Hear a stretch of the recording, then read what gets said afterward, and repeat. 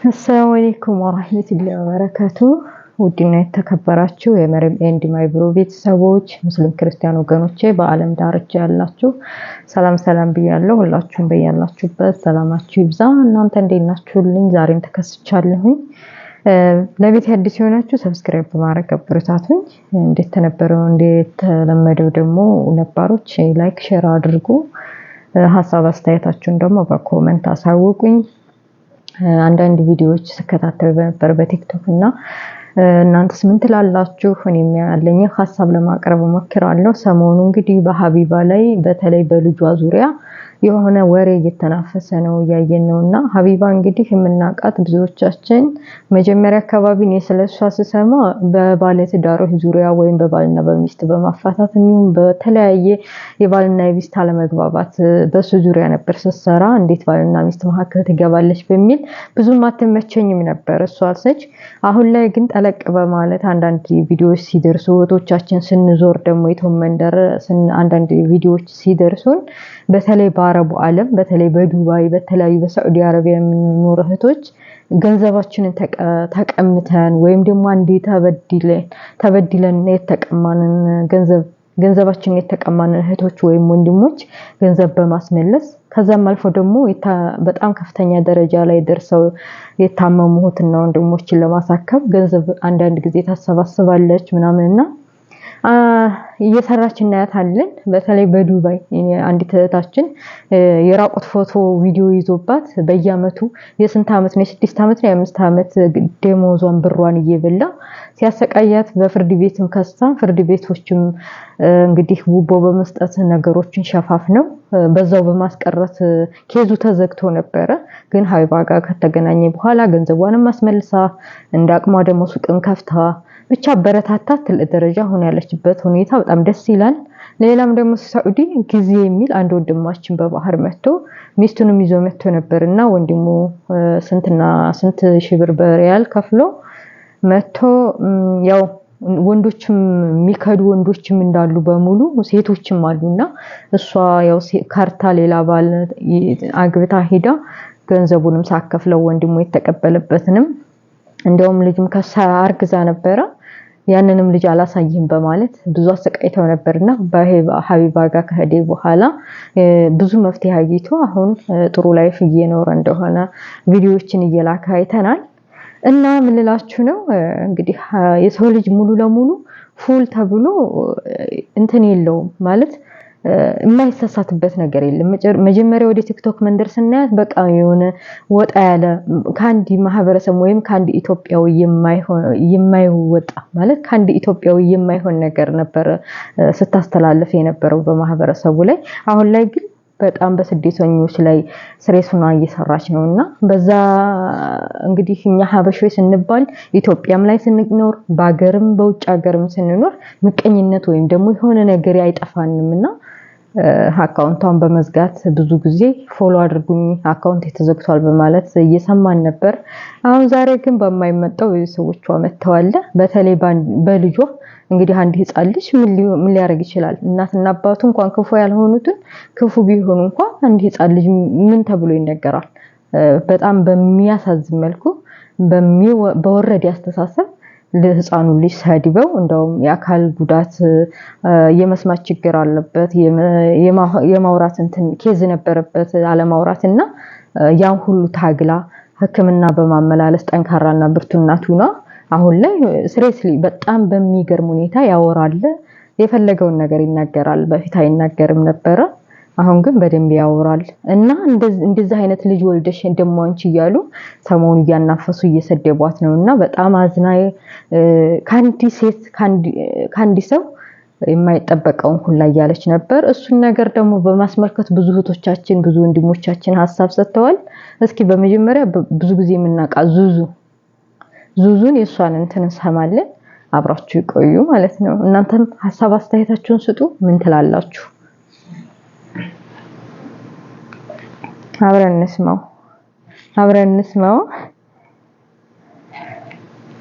ማስተዋል ያለባችሁ ነገር ቢኖር አንድ ሰው ወደ እስልምና ሲመጣ ራሱን ከማዳኑ ውጪ ለአላህ ሱብሓነሁ ወተዓላ የሚጨምርለት አንዳችም ነገር የለም።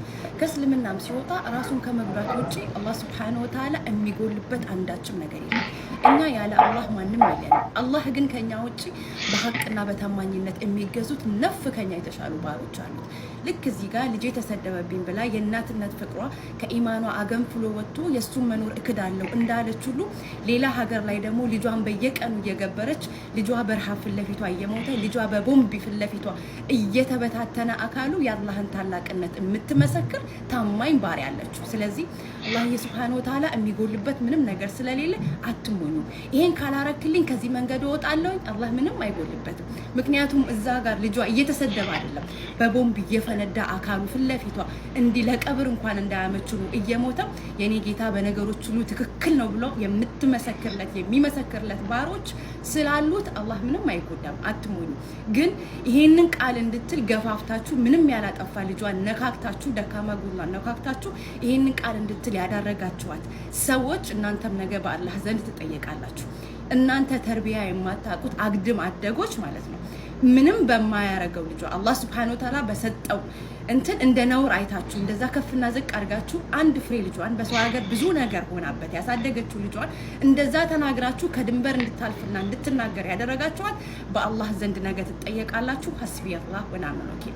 አንቺ እህቴ ረጋ ብለሽ በተረጋጋ መንፈስ አንቺ ልጅሽ አጠገብሽ ነው፣ ቢርባው ቢጠማው ታቂዋለሽ፣ ፊት ለፊትሽ እያሳደግሽ ነው። እነዛን እናቶች አስበሽ የአላህን ታላቅነት ሁሌም ልጃቸውን እየገበሩ የሚመሰክሩ እናቶችን አስበሽ ተረጋግተሽ እስቲግፋር ለማድረግ ሞክሪ። እንግዲህ እንደሰማችሁን ነው ዙዙ የተናገረችው ነገር በጣም እውነት አላት፣ ትክክል አላት። በተለይ አሁን ላይ አገራችን ላይ ያለው ነገር በተለይ የወታደር እናት ስትሆኑ የጦር ተዋጊ እናት ስትሆኑ በቃ በአገራችን ላይ ባለው ሁኔታ ስናየው በጣም ሀቢባ እንግዲህ ስሜታዊ ሆና ነው። ሰዎች ብዙ ጊዜ በንዴት የተነሳ ስሜታዊ እንሆናለንና ልጇ ስለተናገረባት ልጅ እንደዚህ ስለተባለ እውነት አላት። ግን ደግሞ እምነቴን ቀይሬ ወደ ሰይጣናዊ አምላኪነት ወደ 666 አምላኪነት ያለው አምላክ በልጄ ላይ ፍርድ ካልሰጠኝ እያለች እምነቷን ክዳለች። እኛ ሰው ስንባል እንትናናት አላህ Subhanahu Wa Ta'ala በሚፈትነን ነገር አይታወቅም። እንግዲህ ታግሰን ነገሮችን ተቋቁመን የምናልፍ ብቻ ነን ውጤቱን የምናገኘውና ይቺ ሰው እንግዲህ እንጃ ምን አይነት ማለት ልጅ በኢትዮጵያ ላይ ኢትዮጵያኖች እንኳን ልጅ እንደዚህ ተባለ እየተባለ ፊት ለፊቷ ግድያ እየተፈጠረ በየመንገዱ በባህሩ በቀደም ስንት ወንድሞቻችን አካላቸው አልገኝ ብሎ በማስታወቂያና በተለያዩ በመስቀላቸው እንኳን እየተገኙ እንደዛ አይነት ላይፍ ባለበት ዘመን እምነትን የሚያክል መካድ እምነትን የሚያክል የለም ሌላ እምነት ከተላለሁ እንደዚህ አይነት ፍርድ የለም። ቶሎ ብሎ እኮ አይፈርድም። ጊዜውን ጠብቆ በትዕግስት ያለፈ ብቻ ነው ፍርዱን የሚያገኘው። ስለዚህ ሀቢባ እዚህ ላይ እኔ እውነት ትንሽ እውነት እኮ አለሽ ልጅሽ ላይ የመጣበት ልጅሽ ላይ የደረሰበት ወይም በልጅሽ ላይ የሚወራበት ነገር እውነት አለ። ልክ ናት። ግን ደግሞ ከስሜት ወጣ ብለን እኛ ሰው ስንባል ተስሜታዊነት ክፉ ከመናገር ወጣ ብለን ረጋ ብለን አስበን እምነታችን ላይ ያለንን አቋም ጽኑ አድርገን መንገዳችንን ብንቀጥል የተሻለ ነው ብዬ አስባለሁ። እንግዲህ አሁን እሷ በቅርብ የልጄን እንትን ታላወጣልኝ ሰይጣን አምላኪነት ሆናል። ይሄ በጣም የወረደ እንዴ! ስንት እናቶቻችን ፊት ለፊታቸው ልጆቻቸው ሲታረዱ አይተዋል። ግን ወይ የክርስትና እምነት ተከታዮች ወደ እስልምና አልመጡም ወይም የእስልምና ሃይማኖት ተከታዮች ወደ ክርስትና አልሄዱም። ልጆቻቸው ፊት ለፊታቸው እየታረዱ በጀርባዋ ልጇን አዝላ እዛው ጀርባዋ ላይ በጥይት እየተመታ እየቆሰለ እዛው ረር ብላ እንትን ያለች እዛው በብለት በጋረ ብረት እየተተኮሱ እንግዲህ ተዝህ ይባሳል እንዴ? ገና ለገና ያው ልጄን ታቹብኝ ልጄን አዋረዱብኝ ልጄን እንደዛሉብኝ ተብሎ እምነትን የሚያክል ከባድ እስከ መሞት ድረስ መጽዋት የምንከፍልለት እምነታችንን እንደዚህ በወረደ እንትን የማይሆን ነገር ነው። ወደ ቀጣይ ቪዲዮ እናመራለን። ቀጣይ ቪዲዮ እንግዲህ እስኪ አብረን ነው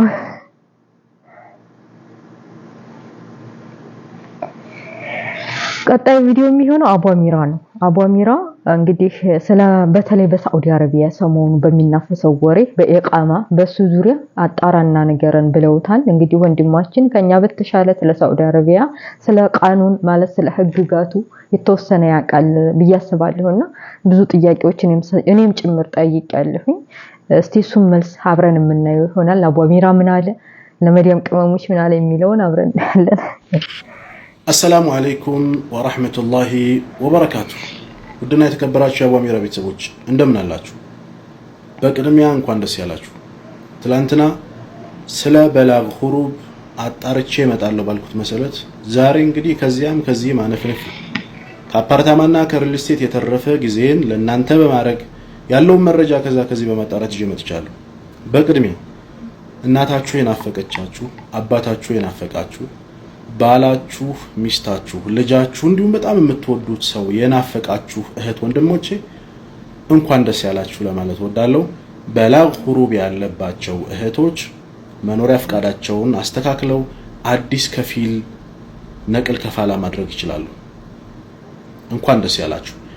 ይህን ቪዲዮ ሁላችሁም ሼር፣ ላይክ፣ ሪፖስት በማድረግ ቤተሰብ ይሁኑ። የሚያስፈልጉ ነገሮች አሉ። በቀጣይ ቪዲዮ እመለሳለሁ። ይህንን ቪዲዮ የመድረስ አቅሙን ልዩና በቀጣይ ነቅል ከፋላ እንዲያደርጉ አዲስ ከፊል አዲስ ስፖንሰር እንዲይዙ የሚያስፈልጉ ነገሮች ከአዲሱ ከፊልም ምን ይጠበቅበታል ከናንተ ምን ይጠበቅባቸዋል የሚለውን በቀጣይ ቪዲዮ ይዤ እመጣለሁ። በመረጃ በሰፊው አጠናክሬ ነው ይዤ የመጣሁት። ልያችሁ እስኪ ሪፖስት አድርጉት። ሪፖርት አላልኩም። ላይክ አድርጉ፣ ሼር አድርጉ። አቧሚራ የሚለውን ስም እየገባችሁ 5ም 10ም ኮፒ ሊንክ ብታደርጉት የእናንተ ወንድም ከፍ ቢል ለእናንተው ነው የሚጠቅመው። ሰላም አለይኩም።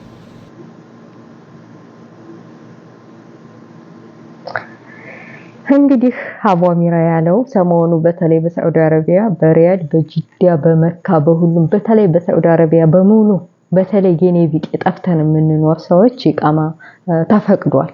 እንግዲህ ሁሉም ሀገር የተለያዩ ዱባይም በቀደም እንደዛ አይነት ነገር ተፈጥሮ ነበረ። የአረብ ሀገራቶች በየጊዜው ህግጋታቸውን ይቀይራሉ። በቃ ሀገራቸውን ለማሳደግ አገራቸው በቃ ያድገች ሀገር ናት ዘንድሮ ወይም የተለየ ህግ አወጣች ለመባል ብቻ ደስ የሚል ነገር በየአመቱ በየ2 አመቱ በየ10 አመቱ አዳዲስ ህግጋት ያወጣሉና የዘንድሮ ሳዑዲ አረቢያ ደስ የሚለው ነገር እንግዲህ እንኖራለን በኢቃማ አውጥተን ስራ መስራት እንችላለን እንኖራለን ለምትሉ የኔ ቢጤ የጠፋ ብቻ ከኮንትራት ቤት የጠፋ ብቻ ሌላ ይመለከት ወይም ደግሞ ኢቃማው እንትን ኤክስፓየርድ የሆነ በባህር የመጣ በኡምራና ሐጅ የመጣ ዚያራ የመጣ ምናምን አይመለከትም። ብቻ ከኮንትራት ቤት የጠፋ የኢቃማ ቁጥር ያለው የፓስፖርት ቁጥር ያለው እሱም ደግሞ በሆነ አፕሊኬሽን ብቻ ከኮንትራት ጥፉና አዲስ ከፊል አግኙ። እንደገና ደግሞ በጣም የተወሰነ በተለይ እንደኔ 10 አመት እንደዚህ የተቀመጣችሁ የሚከፈል ክፍያ ያለው እና በጣም ብዙ ነው የሚሆነው። እኔ ራሴ ሳባዘው ወደ 7500 ደርሷል። ከኢቃማው ማሰሪያ ሌላ ምናምን እስከዛ ስታሰበው እስከ 20000 ይፈጃል። 2 አመት 3 አመት ካልሆነ በስተቀር እንደኔ 10 አመት ከዛ በላይ እየተቀመጥን በጣም ብዙ ብር ነው የሚያስፈልገውና ይሄንን በተመለከተ ትክክለኛው መረጃ በመያዝ አዲስ ከፊል በማግኘት ከፊላችሁ ደግሞ ደሞዝ በስርዓት የሚሰጥ ስራም ሳይኖራችሁ ሲቀር እሱ የሚቀጥራችሁ አይነት በቃ የሚቀጥራችሁ አይነት ደሞዛችሁን በስርዓት የሚሰጣችሁ ብር ያለው ምናምን አይነት ቢሆን የተሻለ ነው ብዬ አስባለሁ። ኪሳራ ላይ አትወርቁም በኋላ እና እንግዲህ እስከዚህ ገደብ ተብሎ አልተወሰነም። እስከዚህ ሰዓት ወይም እስከዚህ ወር ተብሎ አልተወሰነም። እንደዚህ አይነት ህግጋቶች ፓርቲቱ ይዤላችሁ እመጣለሁ። አቧሚራ ያለውን ፓርቲቱ ሰራለሁ ምን እንደሚያስፈልግና ማናቸው ኢቃማ ማውጣት የሚያስፈልጉት ምናምን የሚለውን ይዤላችሁ እመጣለሁኝና ጥንቃቄ ሊኖርበት ይገባል። እንግዲህ እኛ አበሾች ስንባል በዲላላ በመናም በኮተታ ኮተት መቼም የመዳም ቅመሞች ገንዘባችንን ለተበዘበዘ አንጠግብም። ገንዘባችንን የትም ለተረጨ አንጠግብም፣ አንማርም። ዛሬም ነገም ከነገ ወዲያም አንማርም። ገንዘባችንን አደራ ለማንም እየበተንን ጥንቃቄ ባለው መልኩ በተለይ ከፊል አሁን ላይ ከፊል በመፈለግ እዲያችንን ያየን ሰዎች አለን ማለት ተጨናንቀን ከፊል ስንል የማይረባ ከፊል ላይ ወድቀን በኋላ ኪሳራ ላይ እንዲያንል መጠንቀቅ የተሻለ ነው። ሌላው በተረፈ ደግሞ አንድ ወንድማችን አለ ስለ ፓስፖርት ነው እንደነገርኳችሁ ኢቃማ ለማሰራት ብዙዎቻችን እንፈልጋለን ይሄን ቻንስ የሚመጣው በስንት አመት አንዴ ነውና በጅዳም ሊሆን ይችላል በሪያድም ሊሆን ይችላል ኤምባሲዎች ፓስፖርት ለመስጠት ያላቸው ምን ያክል እየተሯሯጡ ይሰራሉ የሚለው ብዙ ወንድሞችና እህቶች እያለቀሱ ነው። በቃ ቶሎ እንዲሰራልን እንፈልጋለን ምክንያቱም ነገጧት በቃ ቁሙ ሊል ይችላል ህግጋቱ የሳውዲ አረቢያ በቃ አብቅቷል ሊል ይችላል ኢቃማ ማውጣት የምትችሉ በቃ በቅቶናል ወይም እዝተዝቀን ነው እስከ 2 ወር ወይም እስከ ወር ቢባል በወር ውስጥ ወይም በ2 ወር ውስጥ ፓስፖርት የሌለን ሰዎች እንዴት ነው ማምጣት የምንችለው ስለዚህ አንድ ወንድማችን ያለው ነገር አብረን የምናየው ይሆናል ማለት ነው። السلام عليكم ورحمة الله وبركاته እንዴት ናችሁ ወደን ከብራችሁ ኢትዮጵያን በሙሉ ያላችሁበት ሰላማችሁ ይብዛ ይሄን ቪዲዮ አይታችሁ ሼር ዲዩት ኮምፕሊት በማድረግ የበኩላችሁን ተወጡ ይድረስ በሳውዲ አረቢያ ለምትገኙ የኢትዮጵያ ኤምባሲ ተወካዮች በሙሉ እንደምታውቁት በሳውዲ አረቢያ የመብት አዋጅ ወጣል ተብሎ ብዙ ኢትዮጵያውያን ወገኖቻችን ወንድሞቻችን እድሉን ለማግኘት ከላይ ተታች ተሯሯጡና ያለን ይሄን ምድል ለመጠቀም አንድ ስጋት አለኝ እንዳያልፋቸው የሚል እሱም በፓስፖርት ችግር አብዛኛው የኛ ህዝብ ባካችሁን አስቀድማችሁ ፓስፖርት አውጣችሁ ያዙ ስንል አይዙም ችግር ከመጣ ወይም ደግሞ የሆነ ከመጣባቸው በኋላ ግን ከላይ ከታይ ደፋ ቀና ሲሉ ማየት የተለመደ ተግባራቸው ሆኗልኝ።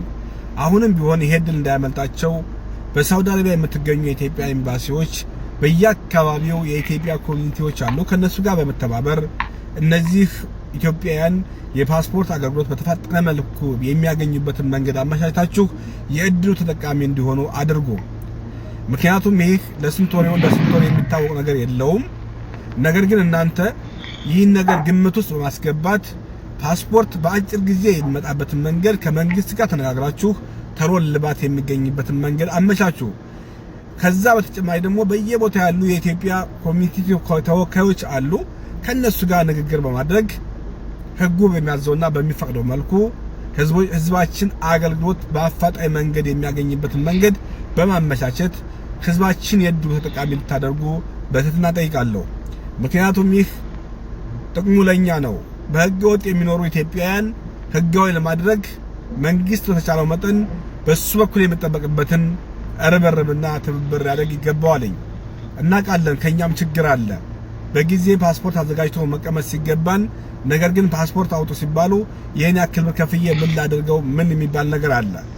ነገር ግን ላረባ ነገር ብዙ ገንዘብ እናፈሳለን ለማረባ ነገር ብዙ ወጪ እናወጣለን። ነገር ግን ፓስፖርት ማለት መታወቂያ ነው የራስህ የኢትዮጵያዊነት መገለጫ ነው። ለዚህ ደግሞ ማንኛውንም ገንዘብ አውጣችሁ ፓስፖርታችሁን በእጃችሁ አድርጋችሁ መያዝ ተገቢ ነበር። አሁንም ቢሆን ኤምባሲ ይህን ጉዳይ ግምት ውስጥ በማስገባት ህዝባችን ተሮ አገልግሎት የሚያገኝበትን መንገድ በማቀላጠፍ የበኩላችሁን እንድትወጡ ነው የምለው። ምክንያቱም በፓስፖርት መዘግየት እንዲሁም ደግሞ ፓስፖርት ወረፋ በመሆን ተሎ ሳይደርሳቸው ዛማ የሆነ ግፊ የሆነ ተሎ ሳይደርሳቸው በመሰላቸት በምን እንዳይቀር ይህን በተቻላችሁ መጠን ችግሩን ቀርፋችሁ ህዝባችሁ አገልግሎት የሚያገኝበትን መንገድ አመቻቹ ነው የምለው። አመሰግናለሁ። እንግዲህ እንደሰማችሁን ነው ማለት ነው ወንድማችን ጥሪውን ያስተላለፈው ለኤምባሲዎች ነው ማለት ነው። ኤምባሲዎች በእግር በፈረስ ብለው ያቅማቸውን ታግለው ለማህበረሰቡ ፓስፖርት ለሚያስፈልጋቸው ማህበረሰብ እህትና ወንድሞች አባቶች መስጠት አለባቸውና ይሄን ቻንስ እንዲያልፋቸው በህግ ወጥ በየባህሩ እየመጡ የሆነ ነገር ሲደርስባቸው እየየ ብለን ከመናለቅስ በህይወት እያሉ ብንተጋገዝና ብንተባበር የተሻለ ነው እና ይሄንን ንግግር እንተባበር። ወንድማችን እንዳለው አብዛኞቻችን ፓስፖርት በማኑ ቀን በትርፍ ጊዜ ወይም ለምሳሌ እንደዚህ አይነት ህግ ከመውጣቱ በፊት ፓስፖርት ያስፈልጋል አውጡ ሲንባል ወንድማችን እንዳለው አናወጣም ወይ አብዛኞቻችን አናወጣም። ምንም ቢሆን አሁን ይሄን ፓስፖርት ያወጣሁት ለዩቲዩብ ስለሚያስፈልግ ወይም ደግሞ የሚፈጠረው አይታወቅም እንደው በሞት እንኳን ማስታወቂያ የፓስፖርት የታይቶ እንደው ምናምን በሚል ነው እንጂ እንደዚህ በስርዓት ተጠቀምበታለሁ ወይም ደግሞ ሐኪም ቤት እንደ ማስታወቂያ ተጠቅሜ ህክምና ቢያመኝ እገባበታለሁ በሚል ነው እንጂ ይጠቅመኛል። እንግዳ ወጪው ካሌባም ከሁሉም ከዳንም በትንሽ ነው የሚወጣው። በአማኑ ቀን ከሆነ አሁን ላይ ሊወደድ ይችላል እና ውድ ቤተሰቦች የሆነ ነገር ስንፈልግ ቶሎ ብለን ማድረግ አለብን። አሁን በአማኑ ቀን ፓስፖርታችንን አውጥተን ቢሆን ኖሮ ብዙ እህቶች አሁን በማስታወቂያ መውጣት ይችላል እንዲያ ብላ የጠየቀችኝ እህት አለች። እንግዲህ በማስታወቂያ ገና እንትን ብሎ ገና ተጣርቶ ገና ምን ተብሎ ኢትዮጵያ ተሄዶ የፓስፖርት ያወጣችበት ኤምባሲ ጅዳ ማነው አዲስ አበባ ነው ያወጣችው ወይስ ደሴ ነው ያወጣችው ወይስ አፋር ሀገር ነው ያወጣችው የሚለውን ተጣርቶ ገና 3 ወር 4 ወር እንግዲህ አስባችሁታል። እና እንደዚህ አይነት ነገር ሲመጣ ላለመጨናነቅ እንደዚህ አይነት ህግጋቶች ፎርሳ እድሎች ሲመጡ ላለመጨናነቅ አስቀድመን ማድረግ የሚገባንን ነገር ማድረግ ግዴታችን ነው። እና ፓስፖርት አውጡ ስንባል አብዛኞቻችን ችላ እንላለን። አሁን ላይ ያለነው ደግሞ እቃማም ራሱ ይሄን ያክል 20,000 ድረስ 15,000 ሪያል ድረስ እንዴት ብለን አውጥተን እቃማን አናወጣም? ከባድ ነው፣ ብዙ ነው ብሩ እንላለን ከኔ ጀምሮ ማለት ነውና እቃማ የሚጠቅምበትን ጊዜ ይኖራል። እቃማ እንግዲህ ኢትዮጵያ ድንገት የሆነ ነገር ቢፈጠር ቶሎ የምንሳፈርበት ፈለግንበት ሀገር እንግዲህ ያን እቃማ ይዘህ ፈለግንበት ቦታ ወደ ሳዑዲ ሪያድ ጅዳ ፈለግንበት ቦታ የምንሄድበት ይሆናል። ከዛም አልፎ ብዙ ነገር እንጠቀምበታለን። ለተጠቀመበት ለሰራበትም ገቢ ላረገበትም በእቃማ ሰበብ ብዙ የተለወጡ ሰዎች አሉ። እቃማ ስለያዙ በውጭ እየሰሩ ከራሳቸው አልፎ ቤተሰቦችን የሚረዱ አሉ። ስለዚህ እና የወንድማችን መልእክት ለማንኛውም ለወንድሞቻችንና እህቶቻችን ነግበኒ ብላችሁ ስሩ፣ አታስተጓጉሏቸው። ሰልፍ ይዘው ከጧት የጀመረ በኢትዮጵያ አቆጣጠር ከጧቱ 2 ሰዓት ድረስ እስከ አሱር አዛን እስከሚል እስከ 10 ሰዓት ድረስ ሰልፍ ይዘው ተገትረው ፀሐይ ሳውዲ አረቢያ ፀሐይ ታውቁታላችሁ። ኤምባሲ ጅዳ ወሪያት ተሰልፈው እንግዲህ ታሁን ደረሰን ተስፋ አድርገው ግፊው በዛ ላይ ህፃን ሊኖራቸው ይችላል፣ ትልልቅ አባቶች ሊኖሩ ይችላሉ፣ ትልልቅ እናቶች ሊኖሩ ይችላሉ። እና ባካችሁ ኤምባሲዎች እንደው ለተወሰነ ጊዜያችሁንም ኃይላችሁንም ማሰባሰባችሁ ለማህበረሰቡ ለኢትዮጵያውያን አገልግሎታችሁን ስጡ እንላለን። እንግዲህ ውድ ቤተሰቦችዬ ለዛሬ ያመጣሁላችሁ ይሄንን ይመስላል። እስኪ እናንተስ ምን ትላላችሁ? በሀይባ ዙሪያም ስለ ኤምባሲ ያለው ሁኔታ ስለ ፓስፖርትም ስለ ሁሉም ስለ ኢቃማ አዲስ ስለመጣው ምን ትላላችሁ? በኮሜንት ሐሳባችሁን ስጡ። ሌላም በተለይ ስለ ፓስፖርት ስለ ኢቃማው አንዳንድ ወንድሞች በውስጥ የነገሩኝ ነገር አለ። በሱም ዙሪያ ቀጣይ ይዤላችሁ እመጣለሁ። ቪዲዮ ላይክ አድርጉት፣ ሼር አድርጉት፣ ለእህትና ለወንድሞቻችሁ አድርሱላለሁ። ስለነበረ ቆይታ አመሰግናለሁ። اللهم صل وسلم على نبينا محمد። ዛሬ ጁምዓ ነው። ሰሉ አለ ነብይና። ቪዲዮ ለእናንተ ጠቃሚ ነው ብዬ ተስፋ አደርጋለሁ። ለቤት አዲስ የሆናችሁ ደግሞ ሰብስክራይብ በማድረግ አበረታቱኝ እላለሁ። ወሰላሙ አለይኩም ወራህመቱላሂ ወበረካቱ። ባይ ባይ።